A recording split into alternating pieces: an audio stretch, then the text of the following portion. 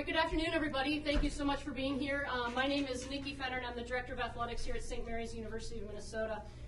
It is just a great pleasure for me and the entire university today to introduce you to Coach Jamison Rusthoven as the next men's basketball coach for St. Mary's University of Minnesota. We're so pleased to have Coach Rusthoven and his family join our family here at St. Mary's University. He has a tremendous past with great experiences in building programs and working with highly successful programs. So we're very excited to work with him as we all team to build a very competitive men's basketball program in one of the toughest Division III conferences in the country. So with that, I turn it over to Coach Rusthoven and say welcome to St. Mary's. Thank you. Yep. Thank you. Well, thank you everybody for coming. I really appreciate it. Extremely excited to be here. This is a outstanding opportunity for not only myself but my family as well. And I really need to say thank you to Nikki. She has been a rock through this process. Her commitment to being very transparent and making this process rapid but yet successful has been really outstanding. A few other people that I'd like to say thank you to is definitely Brother William. He has done an outstanding job being candid and sharing his vision with me through the process, and it's been really refreshing for me. So it's been really good. Then the last is my family who are here today for this, for me, a really special time as we go through this journey that we call coaching.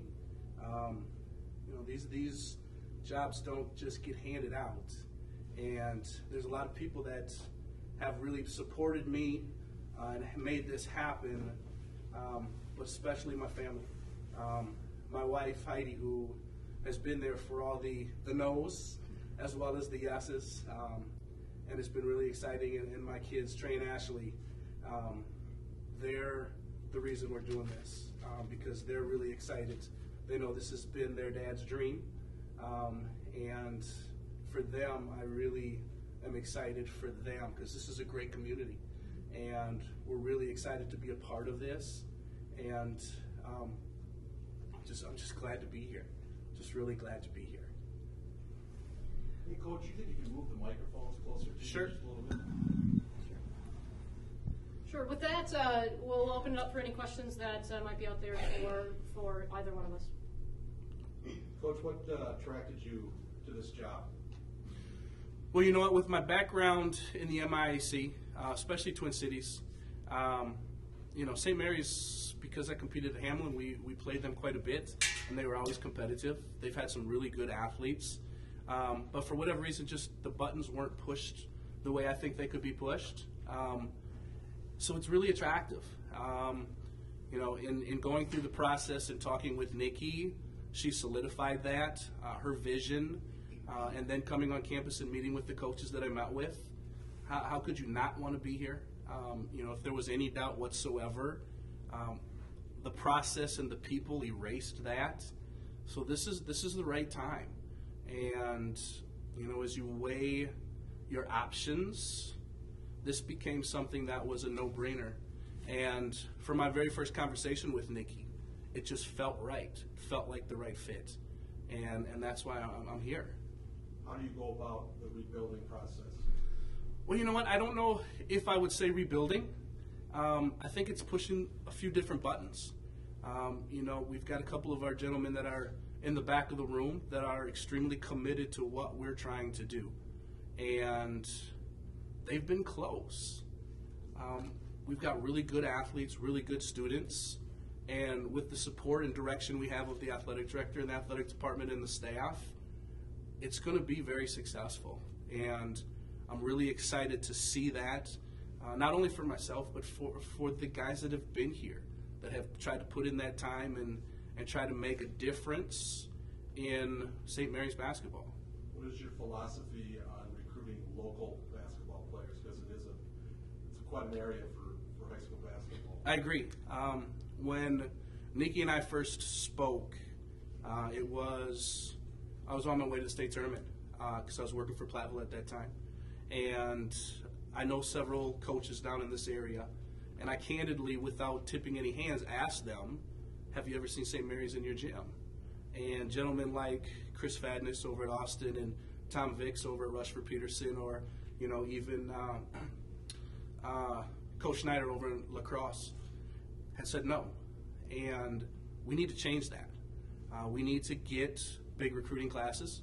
It's Division III, so we don't have athletic scholarships holding them there. So we need to make sure that we have kids that, enough that is, if they get interested in their girlfriend and it becomes serious, or they decide they just want to go to school, we still have to have enough to build so that we have 4 or 5 seniors every year, because in our league, seniors and juniors are what wins. So we need to develop that, keep them interested in the program, enjoy their time, so that when they're seniors and juniors, we're really competitive and really good. So does that mean you'll reach out more to the local coaches in the area than Have you to. have been in the past? Have to. That's a no-brainer. I mean, this is fertile ground right here. I was fortunate enough at Platteville to just to throw a couple. I have Ben Cranbeer out of Rushford Peterson. We've got to get those kids because they're well coached. We've got to tap into the kids that are Aquinas. We've got to get into Rochester, whether it's Mayo or John Marshall. We have to get those kids, whether it's Austin, and we need to be a presence for them, because those are the kids right in our backyard. And one of the things that I've been taught and learned, whether it was from my experiences with Tubby Smith to Bo Ryan to just even at Platteville, you have to protect your backyard. And you got to make sure those kids are the ones that are excited to come here, because those will be your foundations. How do you sell this program, especially when they're going to be in a recruiting class with 8 to 10 other guys? Mm-hmm. How do you say, you have to come to the school that hasn't had a whole lot of success lately, and you're going to be with 9 other guys vying for, valuable playing time?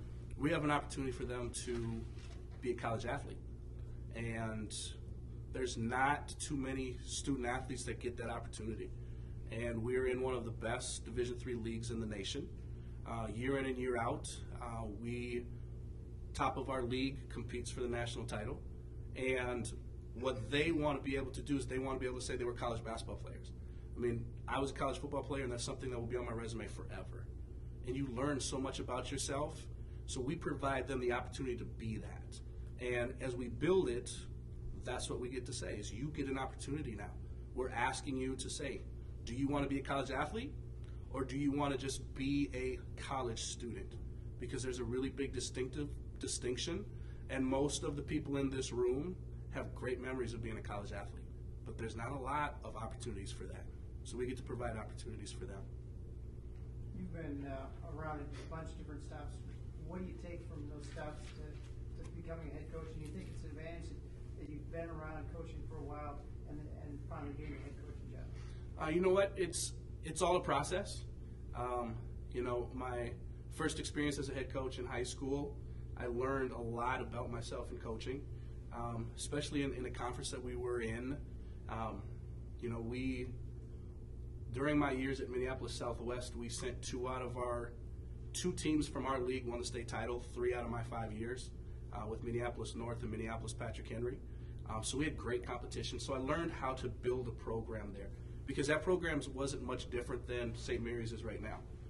We became really competitive and won a lot of ball games.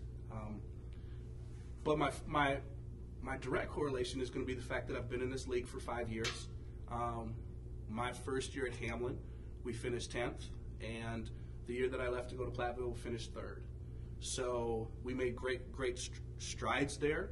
And then being at Platteville, which is one of the most storied Division III programs in the nation, it allowed me to see some other avenues of how we do what we need to do to set those foundations to be competitive night in and night out, and to get our athletes to understand what it really takes to win 20 games, because it doesn't matter what league you're in, whether it's Division I, Division III, that's the magic number. 20 games is that magic number.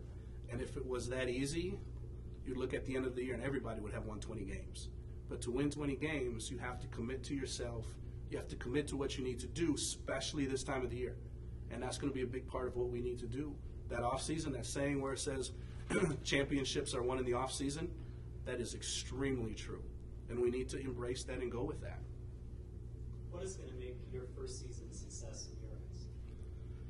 For me, it's going to be really difficult to put wins and losses on it. For me, the first year is going to make sure that we're competing and making sure that when we're done with the year, everybody has had an enjoyable experience. And that doesn't mean, touchy-feely. That means that we've gotten to the point where we love to work hard, and that if we're not working hard, then we're not having fun. And that's in the classroom as well as on the court.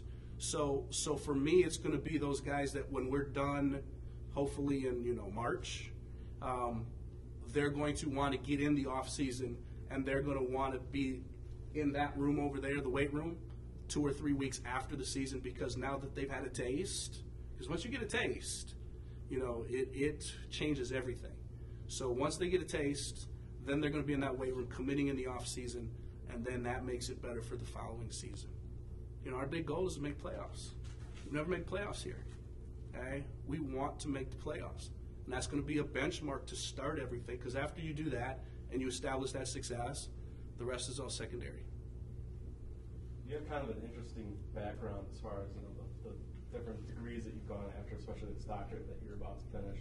Has being a head basketball coach always been a goal of yours, or have you had maybe other opportunities that you've taken advantage of over the years, or especially being a college football player? Exactly, how did this become your life's work, I guess? This is what I love. Sometimes when you're facing opportunities, you have to choose between skill and love. For me, football was skill. I was very skilled in football. I enjoyed football, and that's what I was recruited for. But my love was always basketball. Played at a high level at St. Agnes and St. Paul, and we were many times during my career number 1 and number 2 in the state. But that's where my love was. But coming out of high school, being recruited for football, that was where my skill was. And then I had an opportunity after working a summer with Coach Haskins at the university. He offered me a spot and said, I like what you do. I like your hard work. Would you like to be a part? And for me, then that's when the love came back into it and said, okay, skill, it's time to go. Now let's start building this career. And I've been very fortunate to have a great path. The success that I've experienced and been a part of, I've been part of some great coaching staffs and worked with some great head coaches. I think there's some. I think I was been fortunate to be a part of some ridiculous 700 wins or something like that as an assistant, and it's just that's the background that I get to bring in here, because you learn a little bit of everything. I had a couple stops where you've learned what not to do as well.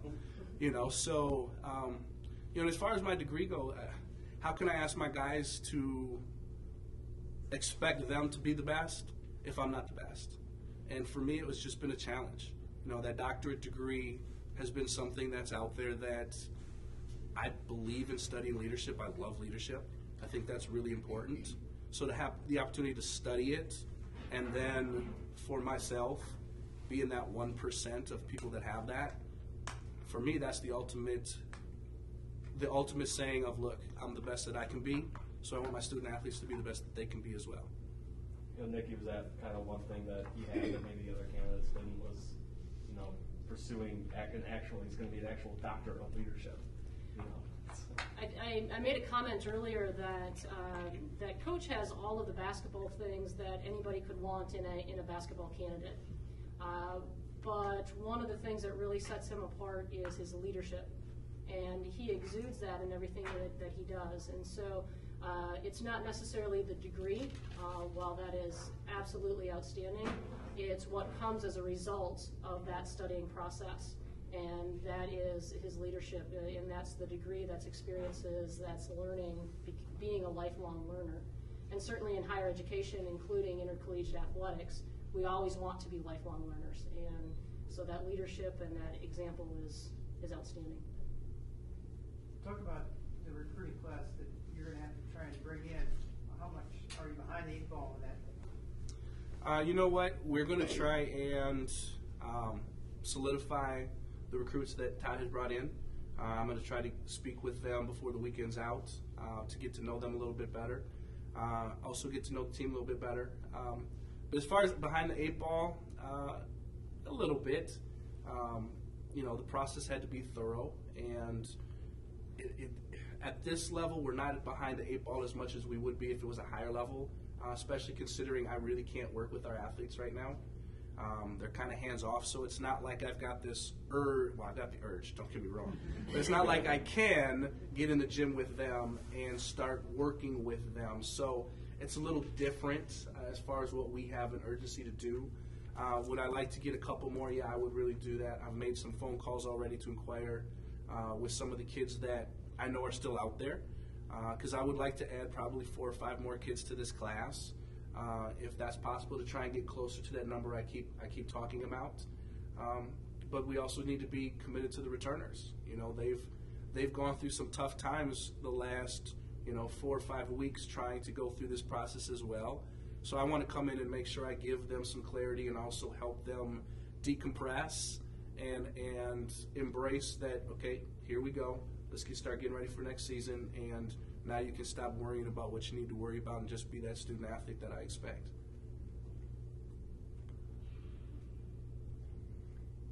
Anything else? Thank you all for being here today. I really appreciate the time that many of you took to be with us, and we're really looking forward to the future in St. Mary's men's basketball. So thank you. Thank you.